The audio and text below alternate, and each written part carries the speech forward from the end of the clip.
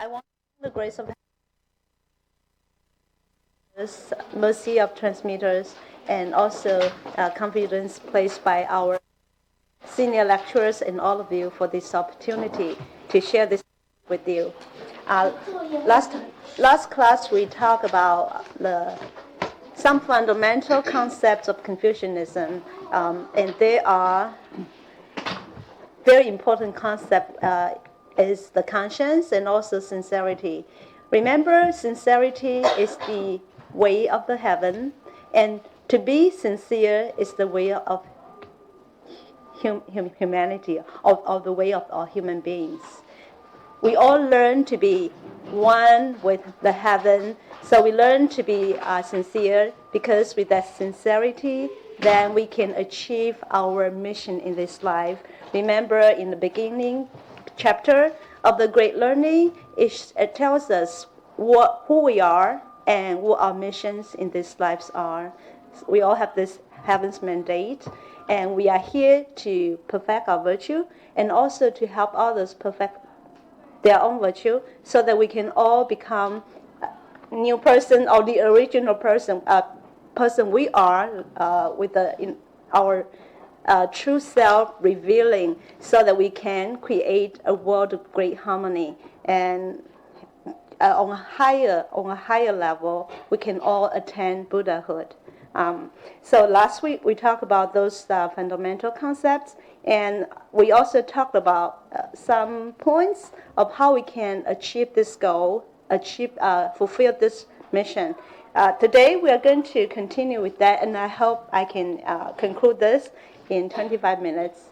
The very first one is introspection. Buddhas and saints, when they channel through in Dharma class, they often talk about introspection. And that's also a very important message in Lecture Liu's Buddha Nature class, that we often have to look inward. We often have to reflect on ourselves. Okay, Eric, can you please read the slide? Introspection. Each day I examine, reflect on myself in three ways. In doing things for others, have I been loyal? In my interactions with friends, have I been trustworthy? Have I practiced what I've been taught? Thank you. So ideally, we have to reflect inward or introspect on three ways. Actually, this three is not a really specific number. It can be in many ways. The Chinese has a way of using a number, but it actually does not indicate a specific amount or a specific number. It means many. Okay, so when we are dealing with everyday life, helping people, doing things at work, interacting with people, do we often also think about these questions? Are we doing this?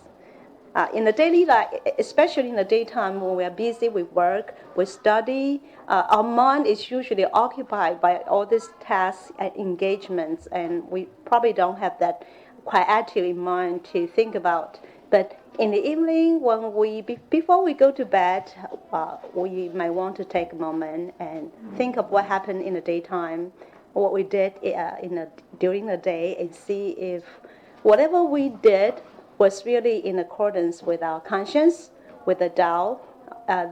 This is a way how we can really improve. And usually in the evening, when everything's quiet down, our mind is also settled, and our true wisdom, our innate wisdom will reveal. Okay, so that's a good time to do the introspection. Okay. Okay, then this is one by Mencius. He said, if what I do does not deliver the anticipated results or the desired results, then I would look within myself for reasons. Okay, a lot of times when we do not achieve our goal, or even when we do something bad or do something that falls short of our expectation or others' expectation, our tendency is that we try to put the blame on others, and we try to find excuses for why we do not achieve the results. But we might have an easier time. It's easy on us, but eventually it's not going to help us at all, because then we don't see our own shortcoming, our weaknesses. Then we'll never improve, right? Okay. So these are all very important reminders from these enlightened beings. Okay, now the next one is discretion, or in solitude, or we say cautiousness in solitude. Cindy, can you please read it? Discretion and solitude.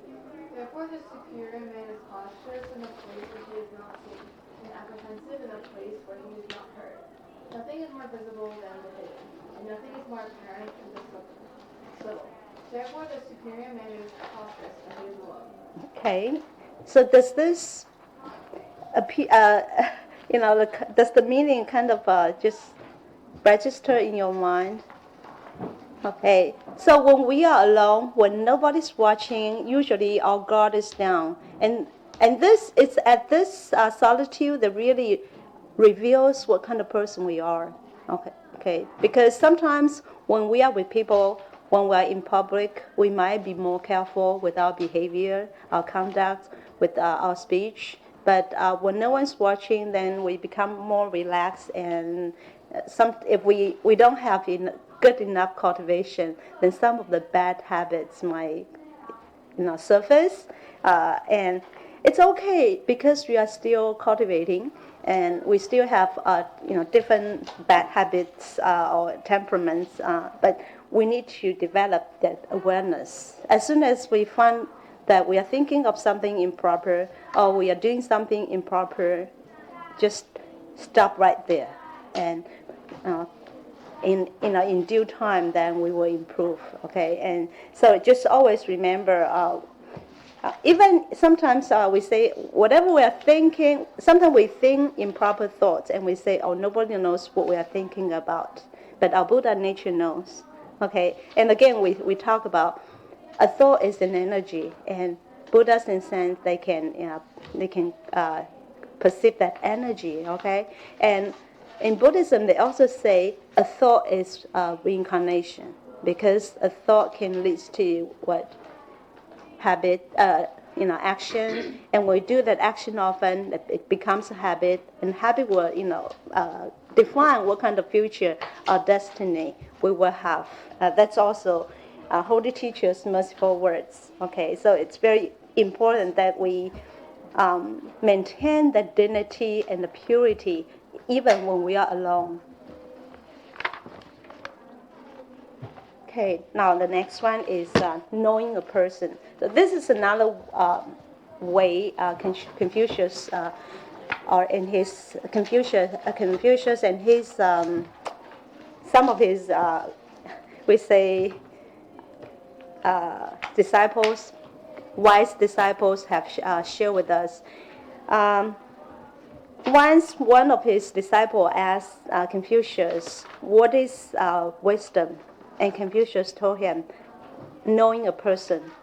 Okay, because when we really know a person, then we can put the person in the right position, and when he can be like a person who is very uprighteous, a person who has a lot of ability, who has benevolence or virtue, and we put him in a very appropriate position, and like in a position where he can manage people who are probably loose in their cultivation or loose in their virtue, then they can help correct those people. Okay, so this is good governance, and the basis is we need to know a person. Okay, let's see what this paragraph reads. Master said, if you want a person doesn't observe his motives, nowhere in the human flesh, means of saying things, determine what he is comfortable with, person can feel his character. Thank you. Okay. Normally, when we get along with people, what he says, or sometimes what he does. And that's what Confucius did, articulate disciples. He tops his disciple in terms of speech, and it's very, very articulate, very eloquent. And Confucius thought he's very good, but after he found out he's a very lazy. Yeah, because we have very natural. They usually they would just after dinner they would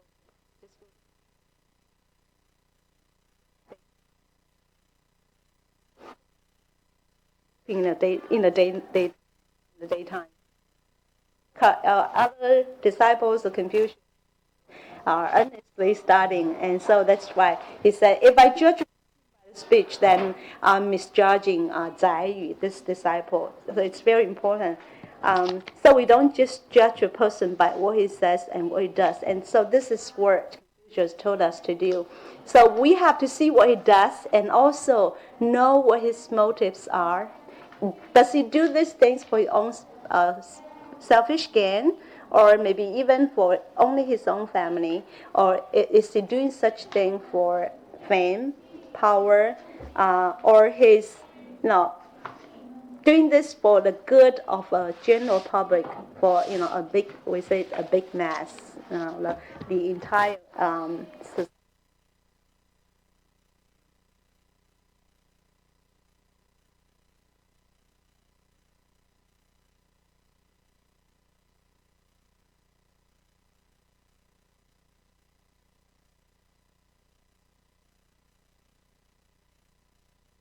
To have but we have to be careful with how we try to achieve our goals. Do we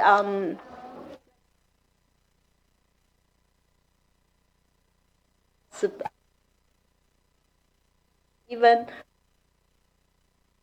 seeing other people, So these are things that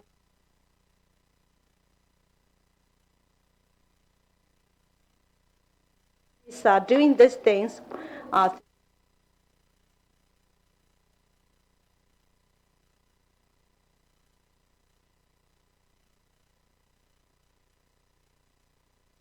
means. Then the next one is examining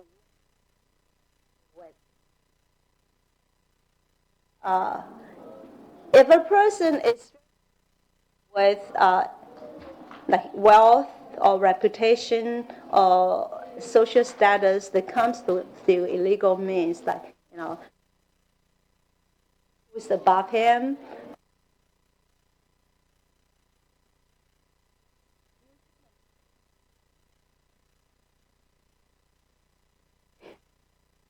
On the other side, Confucius and some of his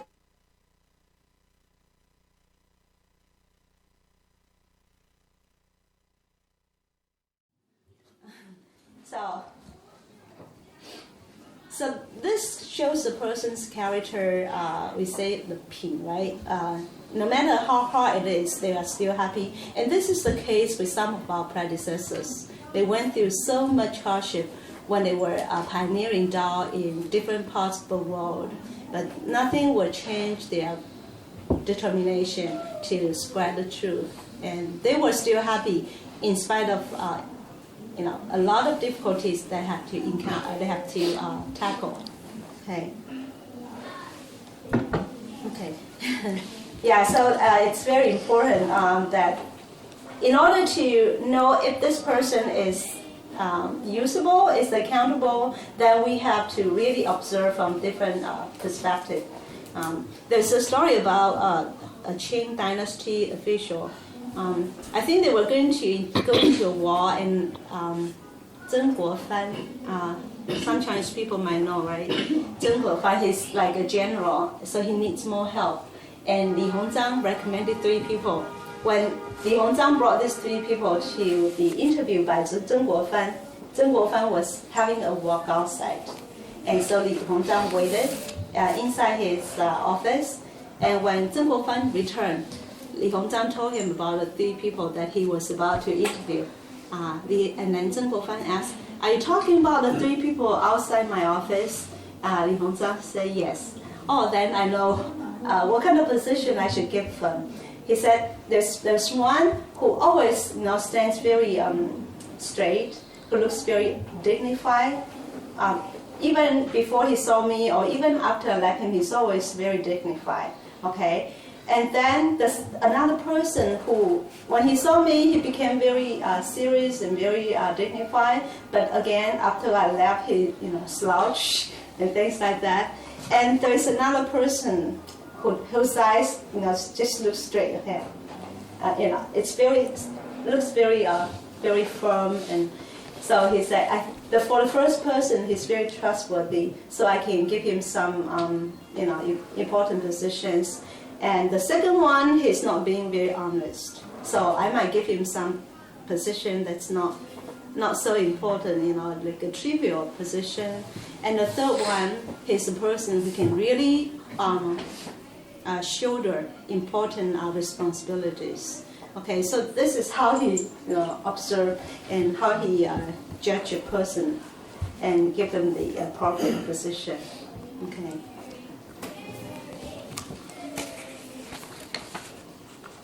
If you have any questions or comments, we'll leave it towards the end of my presentation. Okay, the next one.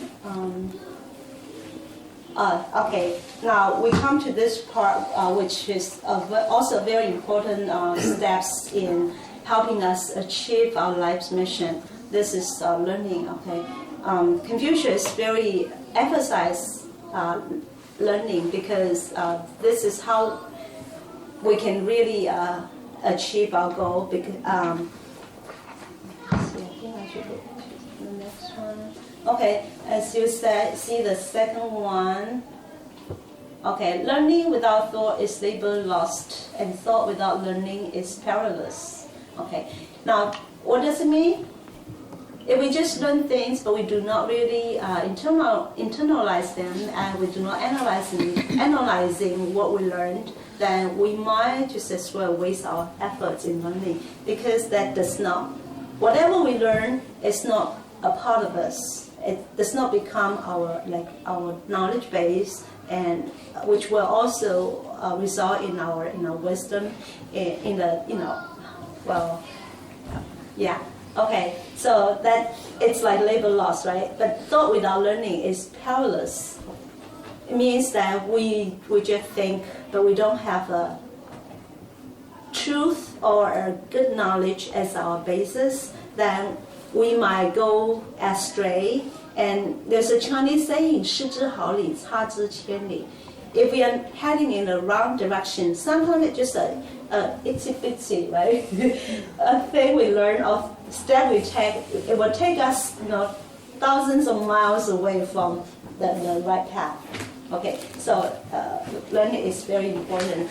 And Confucius also said one is in proximity to wisdom if he's zealous in learning, which means a person who's very enthusiastic in learning, who likes to learn, then he's very close to being wise. Yeah. Okay. Confucius at all his time, in his entire life, he's always learning. And as this one says that at 15, my heart was set on learning. Actually, Confucius lost his father when he was only 7, I think. And really, he couldn't afford formal education. So he was looking for some private, teacher who would, teach him. But he was, he found such pleasure, found such wisdom, in what he learned, and so that's why he's tirelessly learning, and he always tirelessly teaching others because he knows the benefit of learning. Okay, and he said, I stood firm at 40. At 30, I stood firm. Well, actually, this means that he already had his aspiration and his character established. He knows what he's going to accomplish in his lifetime, and he also has his personality, I would say his temperament or his character, well established at 30. So at 40, he has no doubts. Nothing will tempt him. Nothing will, put him away from, the truth or from the proper path. And then at 15, I knew the mandates of heaven. Okay. Actually, when he had his aspiration already set up, he should already know his mandates. Okay. And then at 60, I was pleased with whatever I heard. In Chinese, it says 耳顺. So it means that whatever he heard, good words, criticism sometimes can be very harsh. It didn't bother him at all because he knows what he's doing. We know he's an enlightened being, and he has very noble mind, and so he knows. Sometimes people, like there are people who are against Confucius, who was on the point of murdering him, and so naturally these people would not be in favor of Confucius and might say words against him. But Confucius knows his ideal and knows his goal, so he would not be swayed by such criticism. And then he said, at 17, I could follow my heart's desire without transgressing the norm. Okay, here he says his desire. What's his desire? Joe? Buddha nature. Yeah, and also the world of great harmony. That's his desire. He wants to bring peace and tranquility to this world. Okay, so of course, and because he's so well read and he has really understood all the principles behind whatever the phenomenon. So of course, whatever he did will stay in a norm. I would say in a context of propriety of virtue. Okay, so this is what we have to learn to him. So sometimes people don't like rules because they feel this is something external that being enforced on them. But a person who really knows what cultivation is, who really are very in line with their Buddha nature, they know this is part of us. So it's nothing unnatural. It's something really pleasant. Like people who are in a temple for a long time, doing all the bowings and all the courtesies does not bother them at all. On the contrary, they enjoy doing this because this really helps proper the heart and proper their manners.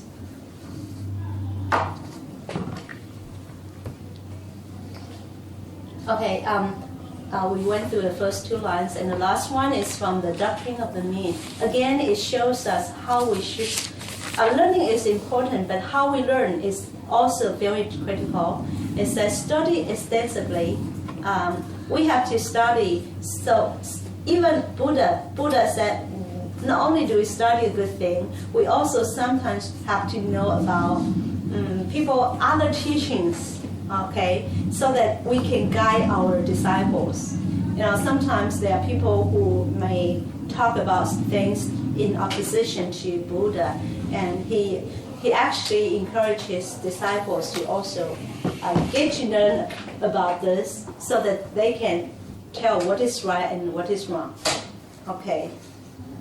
And then we have to inquire meticulously. Sometimes when we were taught something, it might not be really the truth or might not be correct. Even a holy teacher, when he came, he said, don't always think whatever I said is right.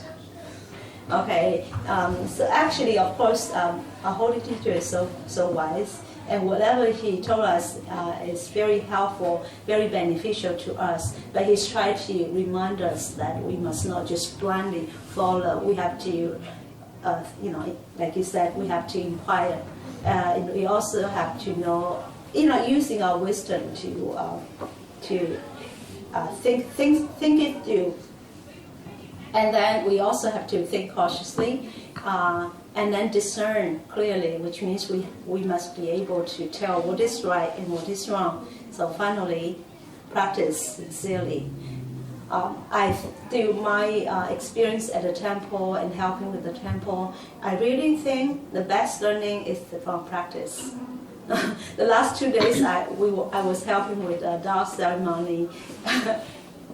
When we are doing the Dao ceremony at temple, I always feel that someone else would be doing it. So I really didn't learn everything so meticulously, so accurately. I just kind of know the rough idea.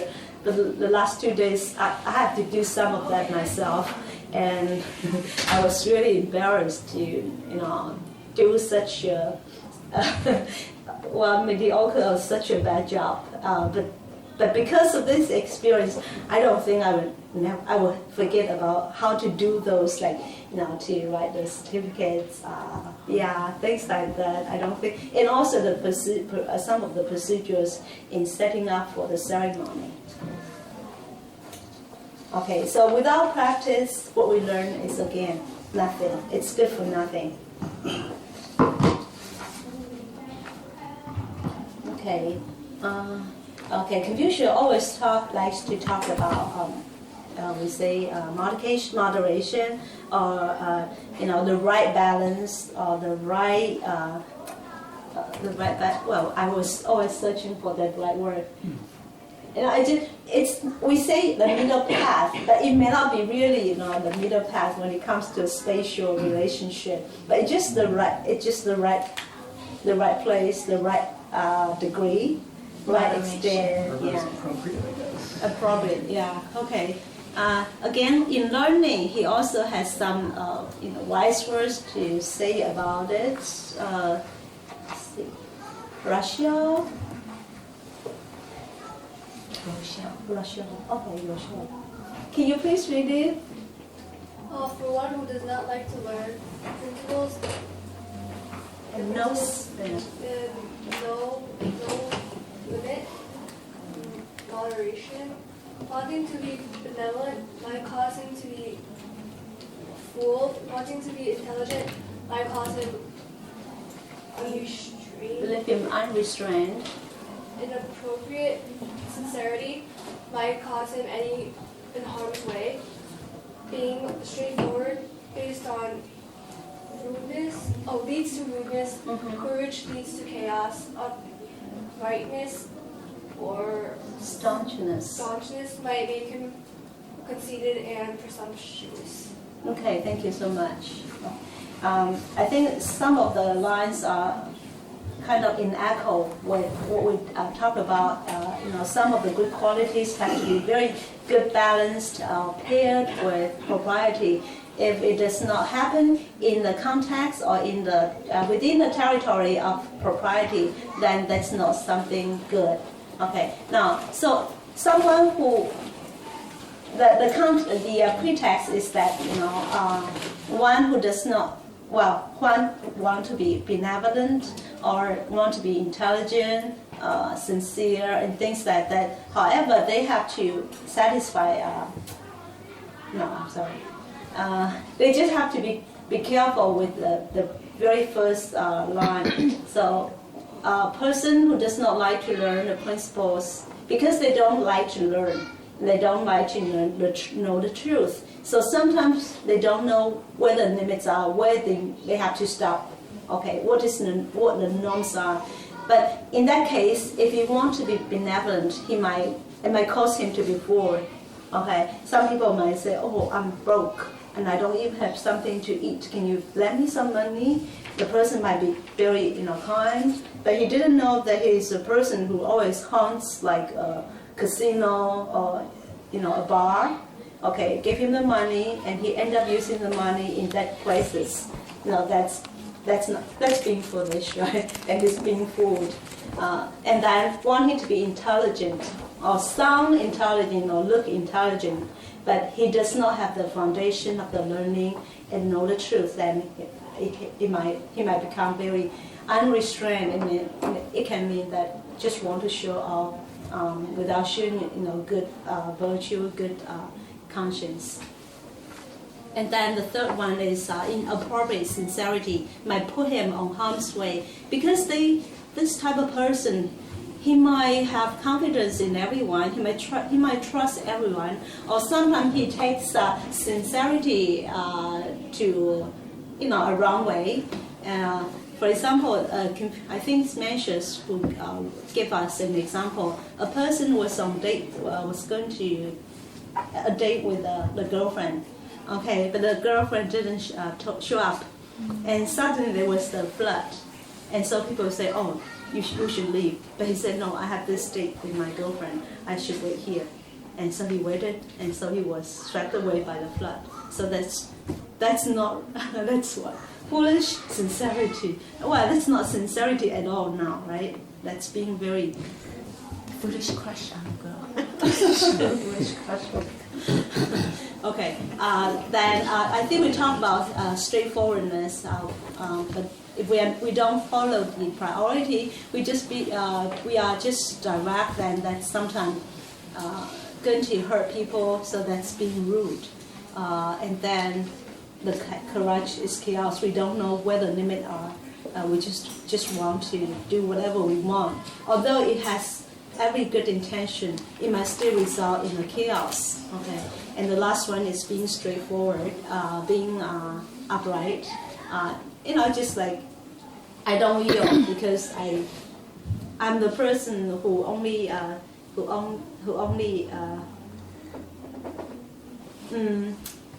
can't find that word.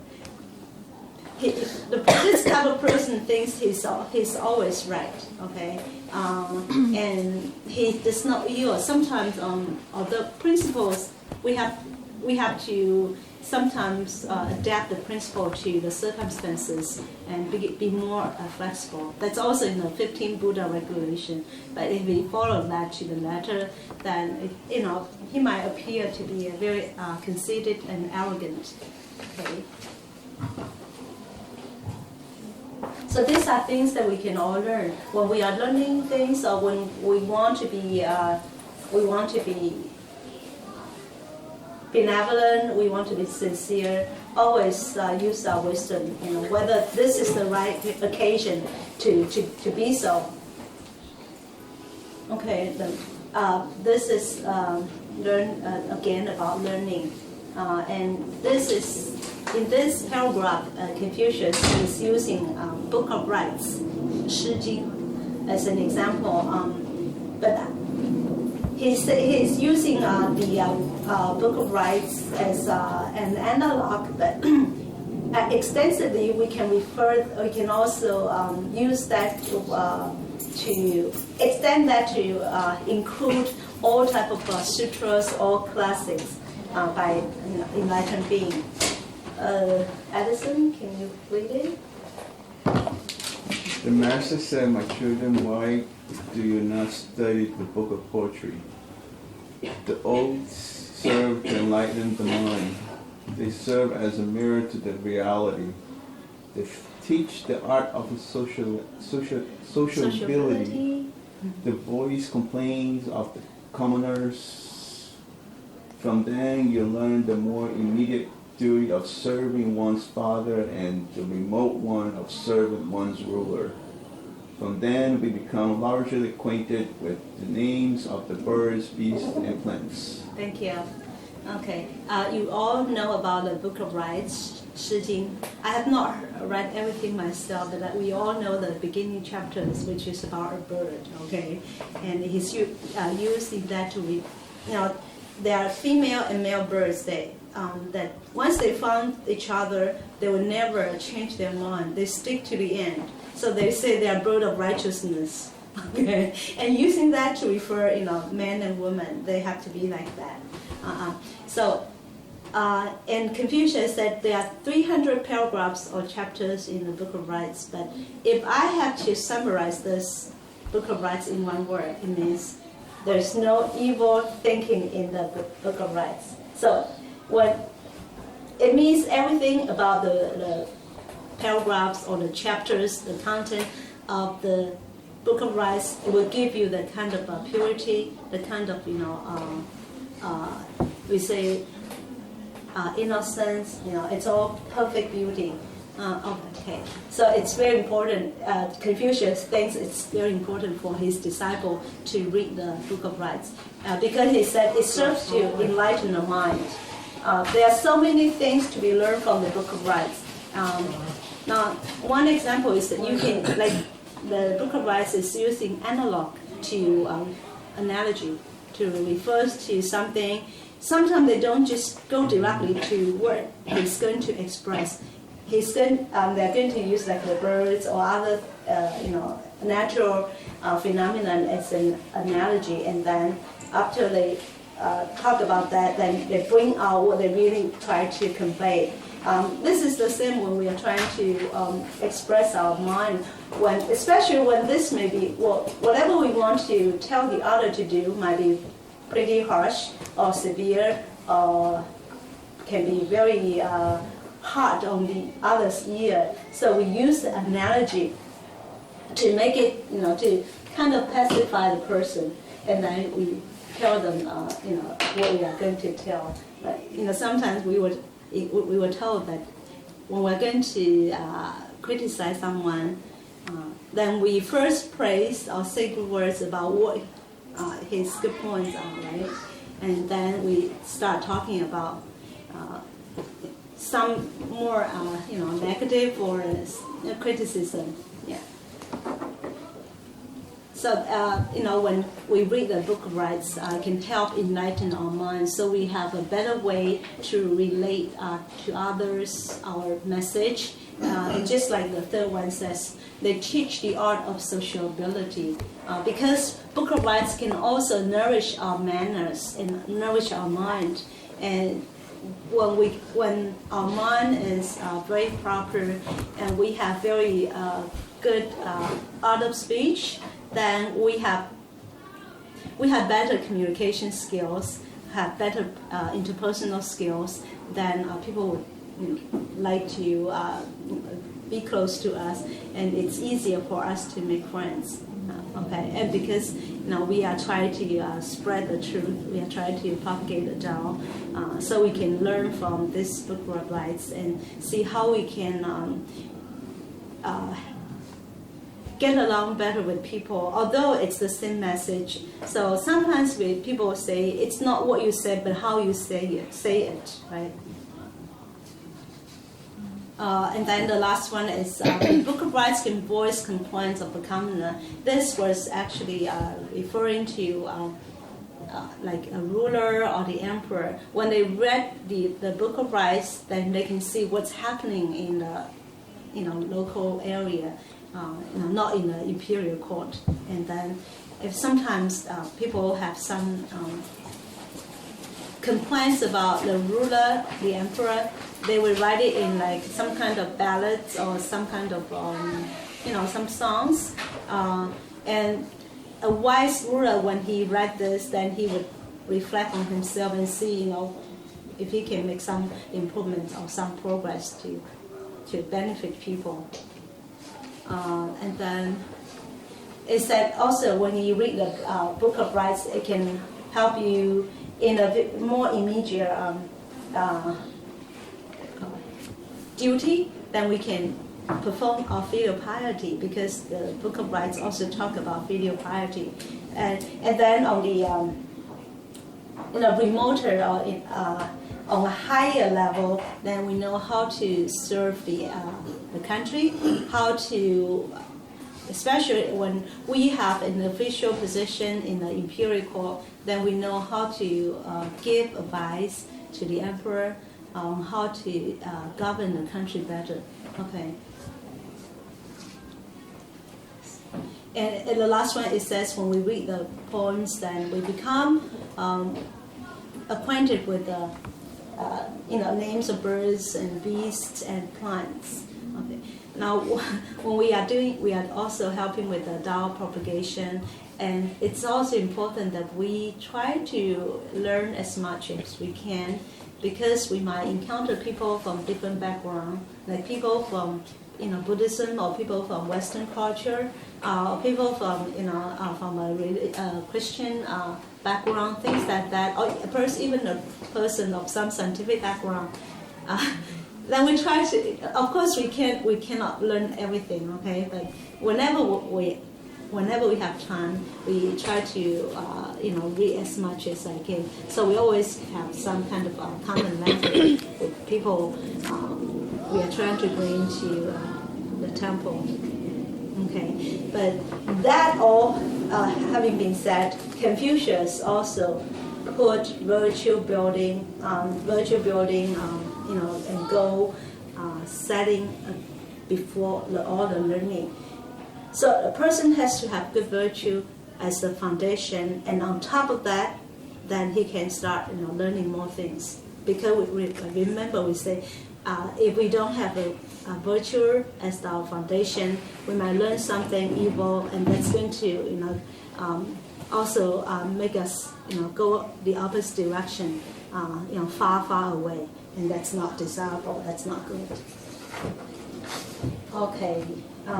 So Confucius, he's also very well known for his teaching. Okay, and actually, I think when in Bush administration, First Lady instituted the No Child Left Behind, and this was actually, I don't know if it was inspired by Confucianism, but this was aligned with Confucianism. He would never leave behind anyone who. As long as the person wanted to learn, he will always teach them.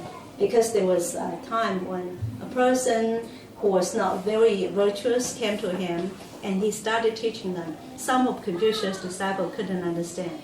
And so Confucius said,